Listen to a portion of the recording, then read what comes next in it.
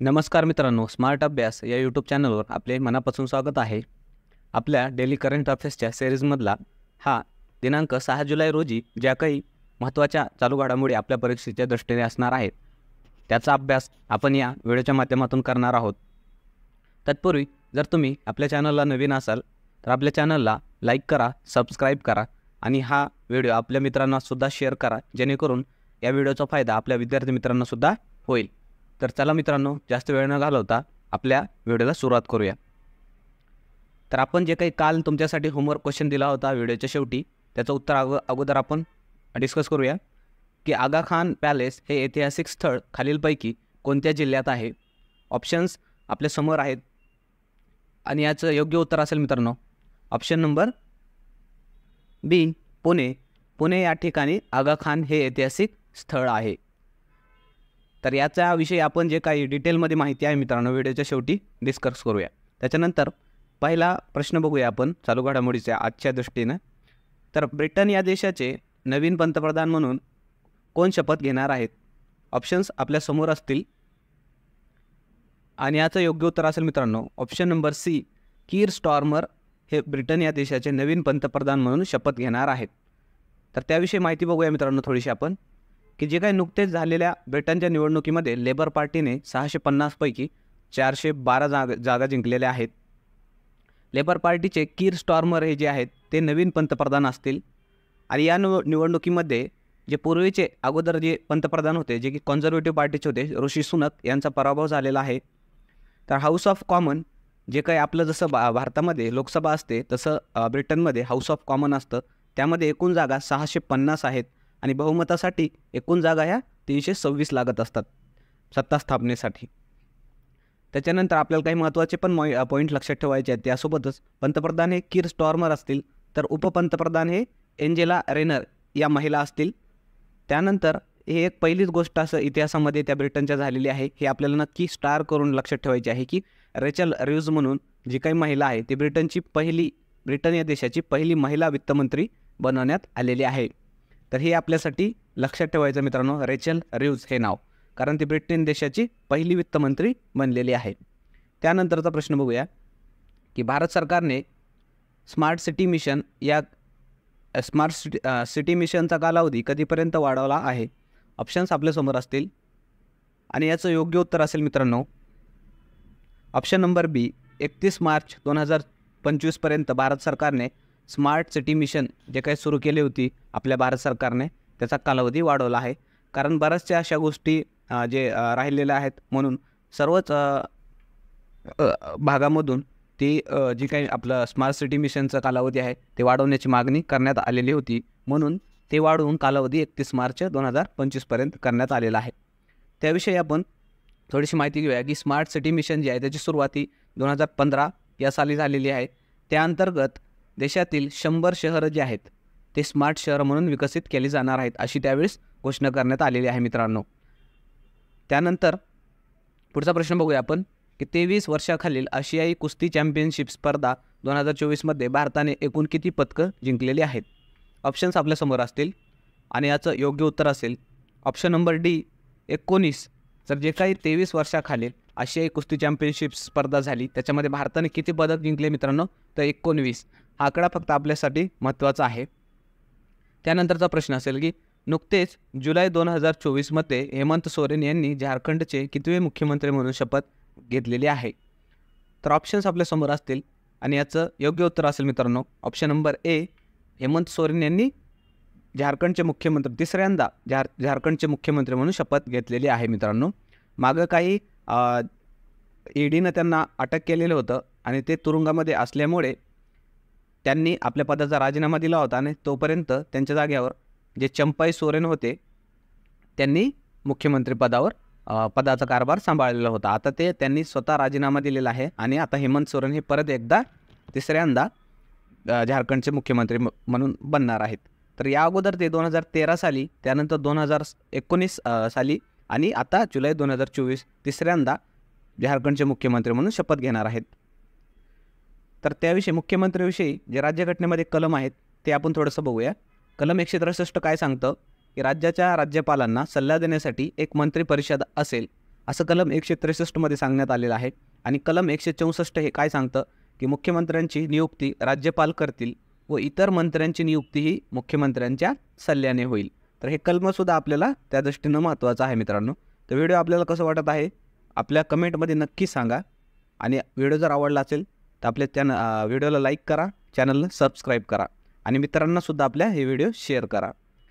त्याच्यानंतर पुढचा प्रश्न बघूया की नुकतेच SCO अर्थात शांघाय कोऑपरेशन ऑर्गनायझेशनचा 10वा पूर्णवेळ सदस्य खालीलपैकी कोणता देश बनला आहे.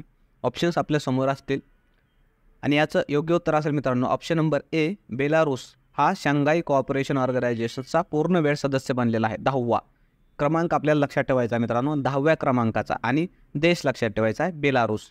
क्रमांक 10वा आणि देश बेलारूस.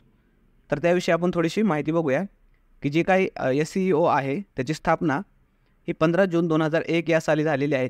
तर जे काही स्थापना झाली त्यावेळेस 5 देशांनी याची स्थापना केली होती. त्यामध्ये कोण कोण होते? चीन असेल, रशिया, ताजिकिस्तान, उझबेकिस्तान आणि कझाकस्तान ह्या 5 देशांनी याची स्थापना केलेली आहे. आणि नंतरच्या काळामध्ये इतर 5 देश त्याच्यामध्ये सामील झालेले आहेत.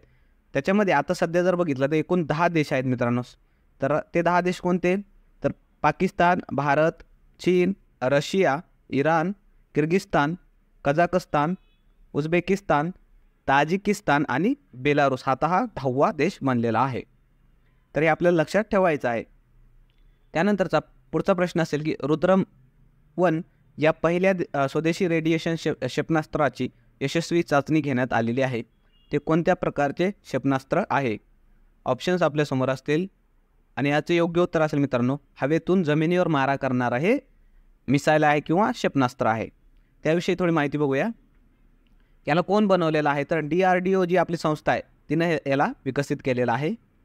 आणि जे काही सुकोई 30 हे काय आपलं MKI हे लढाऊ विमान आहे त्याच्यामधून याचा मारा केला जाऊ शकतो. या मिसाईलला त्या सुकोई 30मधून सोडलं जाऊ शकतं मित्रांनो इमर्जन्सी परिस्थितीमध्ये, ज्याही वेळेस आपल्याला गरज पडेल त्यावेळेस.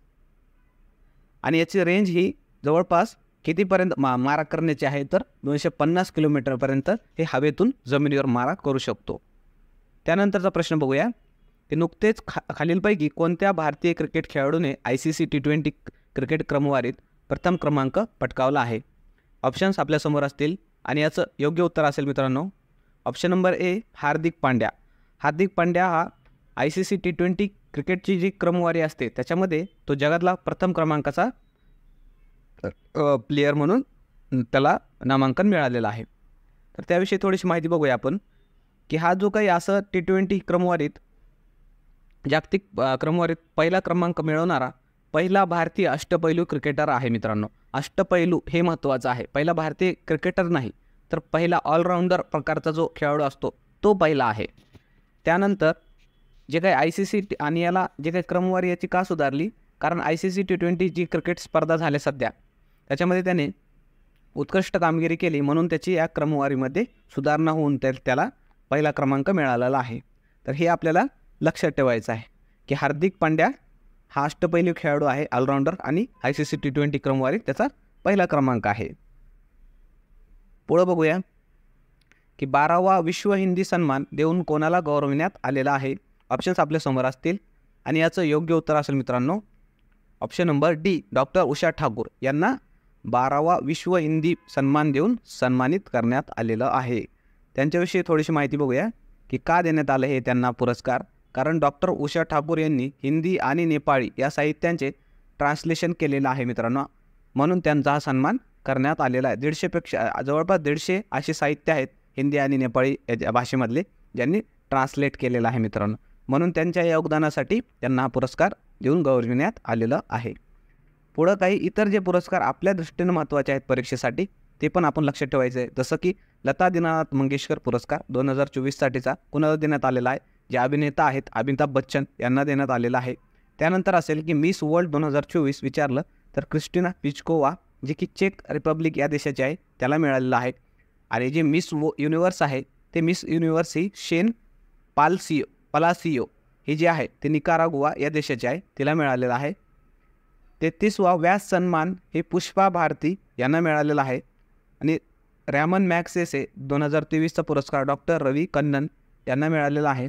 तर 58वा ज्ञानपीठ पुरस्कार जगद्गुरू रामभद्राचार्य आणि गुलजार या दोघांना मिळालेला आहे. हे पण आपल्याला लक्षात ठेवायचं आहे. वाटलं तर नोट डाऊन पण करून ठेवू शकता तुम्ही मित्रांनो, किंवा मग वाटलं तर परत तुम्ही येऊन व्हिडिओ आपला बघून रिवाईज करू शकता हे सर्व काही.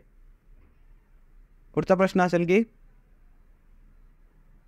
जगप्रसिद्ध दीक्षाभूमी हे स्थळ कोठे आहे, आणि हे आपल्यासाठी होमवर्क क्वेश्चन असेल. आणि याचं योग्य उत्तर काय असेल मित्रांनो ते आपल्याला कमेंटमध्ये सांगायचं आहे. आणि या अगोदरचा जो प्रश्न होता की आगा खान पॅलेसविषयी, त्याविषयी आपण थोडंसं माहिती घेऊया की आगा खान पॅलेस जे आहे त्याचं महत्त्व काय आहे.